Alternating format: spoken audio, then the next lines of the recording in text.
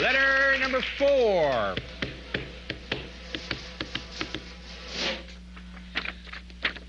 Dear Dave, would you ever do a guest appearance on Sesame Street? Sincerely, Pat McCalls. M-C-H-A-L-L-S. What would that be? McCalls? Pat McCalls? Something like that. Pinelville, New York. Well, actually, Pat, I did appear on Sesame Street, but frankly, I doubt if I'll ever be asked back. Hal, do we have a videotape clip of that time I was on Sesame Street? Is that okay? Let's take a look at that. Here I am on the Sesame Street program. You lousy, stinking liar! Bite me, pal! Miserable puppet! You gap-toothed freak, bastard!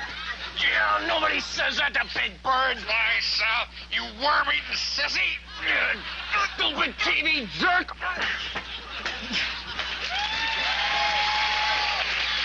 Okay. That's it. We'll do a commercial. We'll be right back here with Charles Grodin.